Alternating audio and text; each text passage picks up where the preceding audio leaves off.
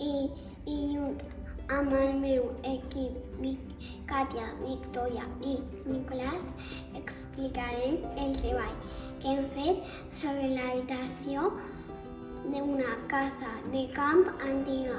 Hem començat realitzant unes definicions del vocabulari d'aquesta part de la casa.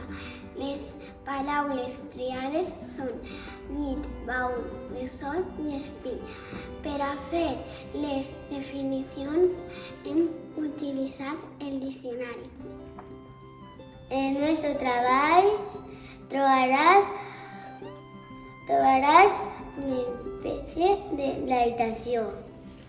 Entre totes les persones de l'habitació ens hem inventat una poesia de l'habitació. La poesia és un text que té paraules que rimen. L'habitació que hem descrit és ampla i còmoda.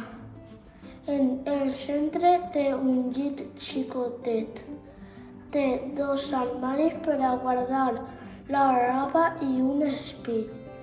Ens sembla que és una habitació molt bonica i esperem que us hagi agradat molt la nostra exposició.